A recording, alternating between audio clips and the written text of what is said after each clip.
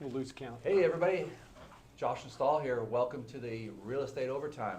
I'm here with Len and Jason. Glad to be with you guys again. We're really stoked. We're going to launch right into a real estate market update. I'm going to turn it over to you guys. Yeah, I love the beginning of the year. So we've traditionally, looked at the spring market, and it's different for everybody, right? So, originally, as I've mentioned before, I originally started my real estate career selling real estate in Chicago. And right now in Chicago, it's frozen. It's cold.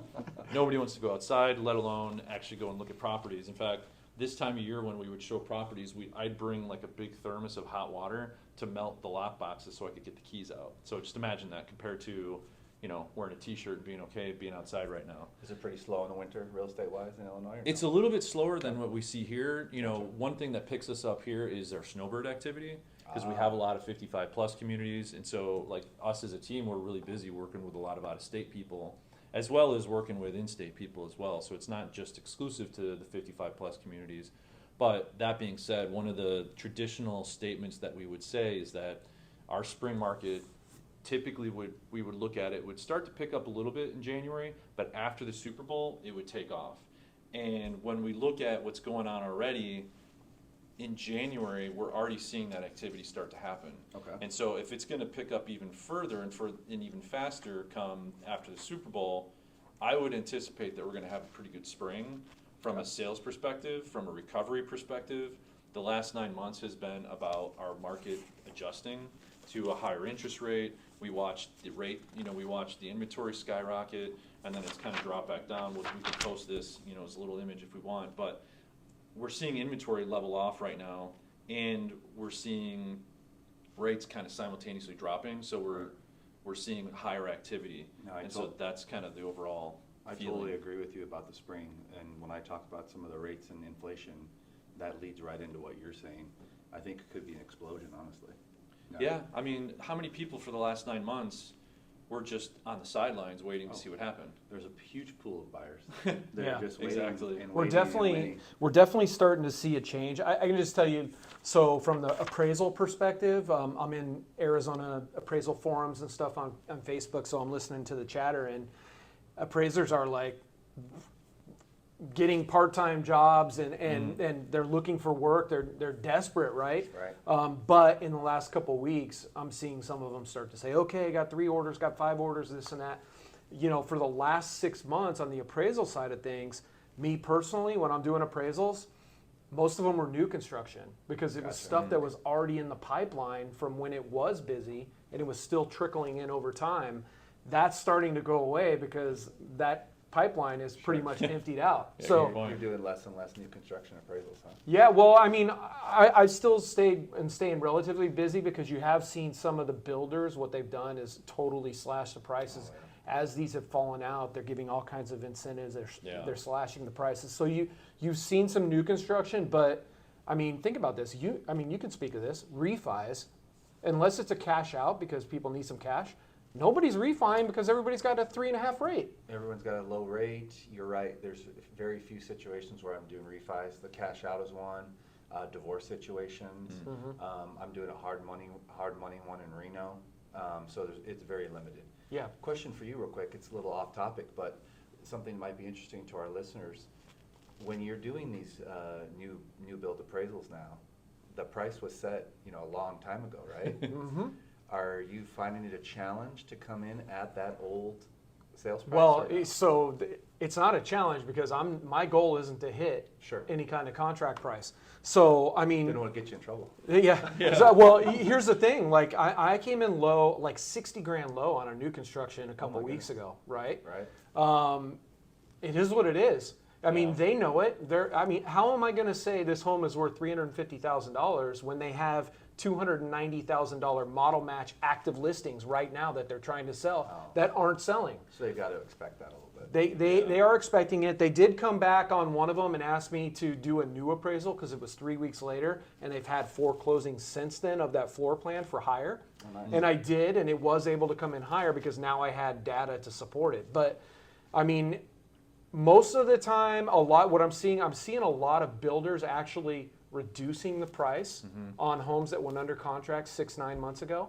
Okay. I've seen it. So it is happening. If buyers out there, if you have a new construction under contract right now and you're worried Call about your that, builder. hopefully you went in with a realtor on your first visit into Right. the builder, because if you didn't, I mean, the builder probably isn't going to say anything. But Why would if you they? have an agent, that's what we do for new constructions. We will the agents will help you on the new constructions get that price reduction. So, We could have a whole episode just on that. oh, for sure. I mean, Completely. you guys can talk to this, but what happens when a buyer walks into a new build, talks to a sales rep there? What happens? You guys explain that. They're being represented by the seller's rep. Right. So they're almost immediately being put into what we would call like a dual agent situation, to where they're paid to not look out for the buyer's interest. Right. Exactly. And They'll make you I'll- feel like they're looking out for Yeah. you because they're really nice. I mean, and they're going to help you do the contract, but ultimately, well, and there's a lot of upselling too, right? So you walk in and, this is where I think realtors and this tech, I've gone over this 100 times with my different buyers that I've walked into new builds is, you go in and you've got this base price, and the first question that a lot of people don't think to ask is, because you walk into a model and it's decked out to the nines. Right. And they won't ask the question if the realtor's not there to say, so if I wanted the house to look like this, how much additional would I have to come out with? And 9 times out of 10, it's 40 to 35, 40% above what the purchase price is. And then in a lot of these builders, they'll only cap at 20%. Okay. And so, it's different builder to builder, but it's just assume the builder's gonna cap out at 20%. And so if you're gonna go 40% above, they want that difference in cash and Sure. non-refundable money, because now they're fronting the money. To build So, it. right, so they would always assume that 20%, the appraiser would come in and they would give some leeway, because like, well, we didn't go standard, we went upgrade, we did this, we went with the better cabinets, we went with the better floors. And so, That doesn't always equate though. but it doesn't always No. equate. Yeah. And so the question I always ask my sellers or my buyers when I'm going through is, what's this gonna cost in the post-closing, right? And so you'd walk into a kitchen and you'd look at it and go, this is amazing.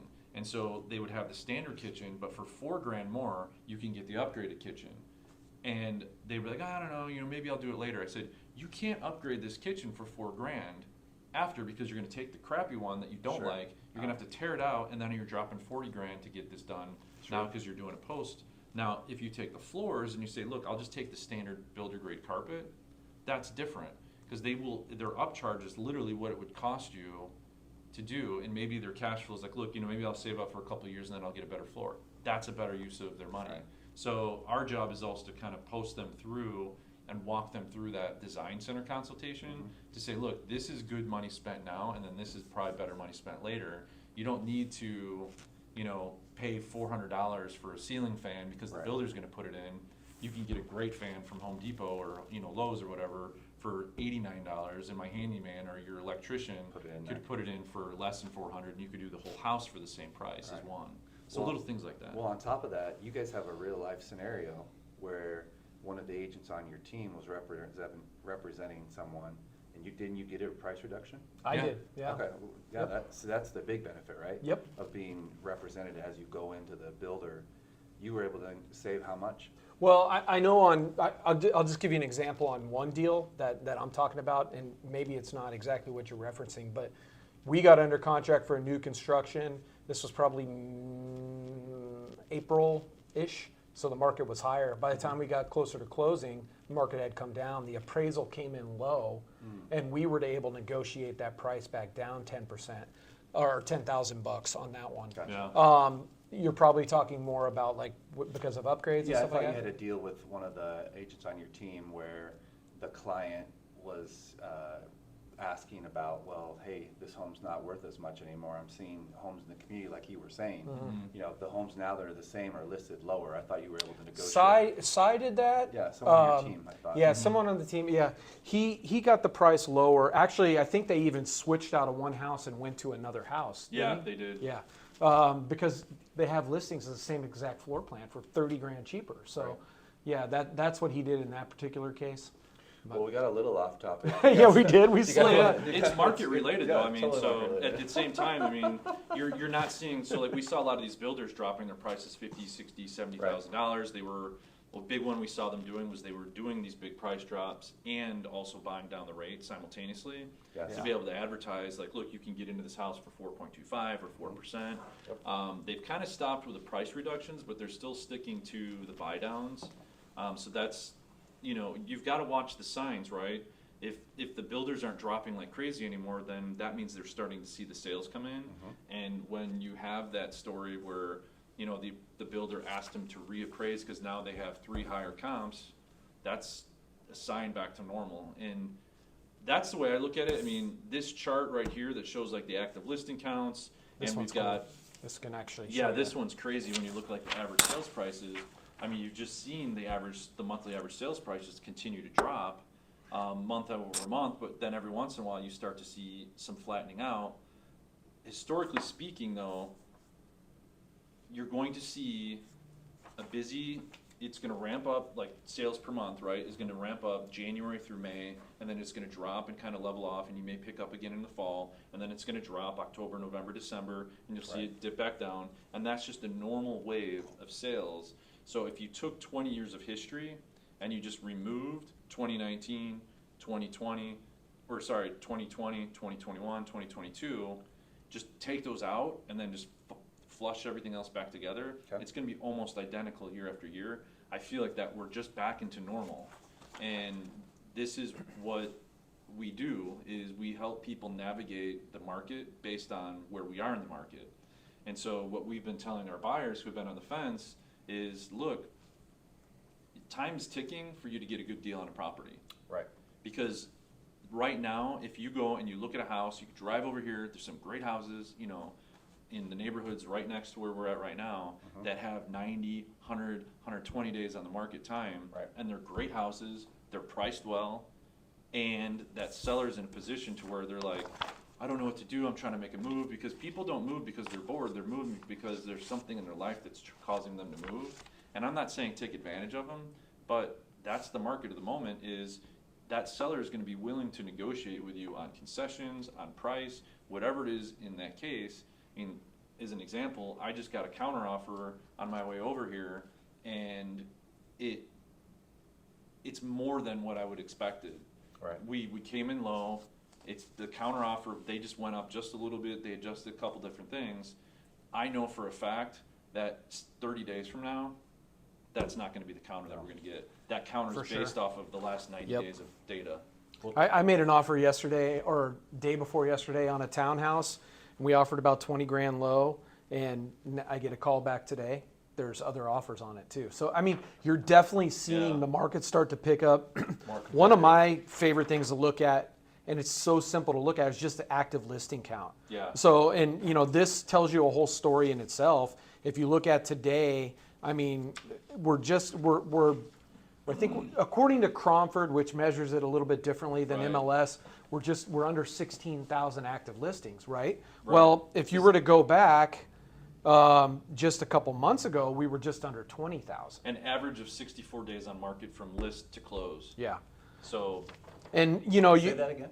64, well, it's not days on market, but days of inventory, sorry. Okay. So we have 64 days of inventory. Basically what that statement means is, if no other homes came on the market today, Right. moving forward until every house was sold, at the current pace, it would take 64 days to clear out our inventory. A level, normal, balanced market is 3 to 6 months. Gotcha. A always heard 6 crazy, months, crazy buyer's market is more than 6 months. So there's absolutely no indication that we're in a crash scenario here in the Phoenix A bubble? market. But the reason it felt It's already like it, adjusted. the reason it felt like it was because of the trajectory, how Right. quickly rates went from 3.5 to 6.5 to 7. I mean, that was in a That's historic. fastest time ever, Right. right? Ever. Fastest time ever. So when people ask me, oh, is the market going to crash? I look at the active listing counts and it tells me a story. Did you know, like at just around 20,000 active listings, it's exactly where we were in 2015, 2016, 2017, 2018. We started to drop in 2019. COVID took us to a whole another level. We were under 5,000 active listings. Isn't that wild? So when those rates doubled, which was controlled by by the feds and what they were doing, it's part of the plan, right? We need to increase supply. We need to level things out. They double the interest rates. Now we climb back up to 20,000. We're Back back to in normal. Right. We're back in normal. And normal appreciation is going to be 3 to 6% per year. So Which do you where prefer? I like this. It Well, depends, yeah, you know. So It's all fun. Right. it's fun, but I mean, I look at the big picture and health of it, right? There's a certain point to where it gets unhealthy, Right. where you go into a property and you're like, man, this thing needs a gut rehab, Right. and there's a line of people out there willing to bid 75,000 more. Yeah, than that was you nuts. Are. I'm like, come on, this is Well, just Yeah, getting that ridiculous. brings me to something that you were just talking about. At the peak, let's talk about that. You were paying over asking. Today, Oh, without a today you're doubt. not, right? It's flipped. At the peak, I was getting people, I'd have to close in 14 days, or else they would move on to another offer, right? Yep. Today, it's not like that. No. And this is where I tell sellers to chill out a minute, because they're like, oh, they want 15,000 off, and I'm like, 9 months ago, a year ago, you had no problem Right. making sure that I got you 20,000 more. Yeah. So you were okay with them taking money out of their pocket. So this is the big scenario, right? Think about it. Equity is imaginary money. It only Correct. becomes real when you sell your house and Mm-hmm. you actually have the money in the bank. So you're taking imaginary money and you're not budging on it. But you wanted the buyer a year ago to Get take real real money. money, which was Yeah. coming out of their savings, their 401ks, Yeah. whatever they had to do, real money, and throw it on top of the appraisal. And the Because- appraisals were out the window. I mean, Yeah. people were waiving them. I mean, we're coming in low, people paying the difference in cash. I mean, the Yeah, it's appraisal didn't crazy. even matter That for a was- time. That was my next point. So At I like the- this better. At the peak, no contingencies, right? Yeah. At the peak, no, they were waiving Now we're- inspections, they were waiving appraisals. Yeah. Now we're seeing appraisals. I have not seen, Asking on, stuff from from the appraisal vendors. perspective, or when I'm representing buyers or sellers, I have not seen appraisal waivers in at least I 6 wouldn't months. do one. What about concessions? What are you guys seeing concession-wise now? Well, right here, you'll see this chart that I printed off right here shows, where is it? This one here. There you go. 49.9% of sales have seller concessions. Now, Yep. Yeah. what do you think So- that was at the peak? I can tell you. How In about- May of 2021, 10%. You Oh, were wow. 10% of Huge concessions. increase. And You the can see. the only way you got into that 10% was doing what we called going and buying ugly. Yep. And so if you had that buyer who was low on cash, needed this, Gotcha. we would say we've got to go find the ugliest house in the ugliest neighborhood in the the furthest away from town that has the highest market time. And that's called buying ugly? And it was called buying ugly. You would basically go and find the Better reject copyright house. that. Just Yeah, I on mean, that same note, yeah. talking back about that market, if you had an FHA or a VA buyer, Done. it was almost impossible. Yeah. I had a Yeah, VA that's buyer wild. during that market, and I did get him a house, but I had to go FSBO, I had to go Zillow, Yeah. find a property on day one that came on the market on Zillow, call that homeowner, get my buyer in there, get an offer on that first day, and get it under contract before he realized that he could get a bunch of offers from other people. So that was the only way to get a VA Yeah. guy in. Right now, VA buyers are the best. They're the Right. best. Yeah. Well, that could be a whole episode Yeah. about the. Oh, for sure. Just the confusion or, aura around FHA and VA buyers versus conventional, Yeah. They're really not that much different, No. honestly, especially if they have. The money. close rate is Yeah. actually higher. I mean, we've talked about this before. Yeah. VA, you're more likely to close on a VA deal than you are on any other deal. Yeah. So This is a good one for you, Jason, maybe. At the peak, deferred maintenance. Was there any, the seller really nothing, told man. you what? Go pound Yeah, sand? pound or- sand. I got 5 other offers Right. lined up. Yeah. Yeah. I'm not doing repairs. So Too right bad. right Yeah. now, I can tell you from with the listings that I have, we're getting requests for repairs. The seller's having to either offer a credit or do some of them. They're not happy about it, but it's normal. We're back to a normal market. Right. Do you want to wrap this episode up with some interest rate and some inflation? Yeah, thoughts? please. I was going to say, Or what? let's. From your end, what are you seeing? Well, so we are starting off the year much better rate-wise than we were at the worst points last year, right? So as everyone knows, what kind of caused what you guys were talking about, rates went from the 3s into the 7s, Mhm. right? Overnight. Oh, yeah, in the fastest time frame in the history of interest rate tracking. Right now, I can't tell you exactly what interest rate you're going to get because it's always based on your credit, down payment, things of that nature, loan type. But I've locked some high 5s you know, 5.7, 5.875s.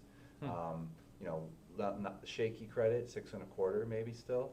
So you're looking good rate-wise compared to that 7.25.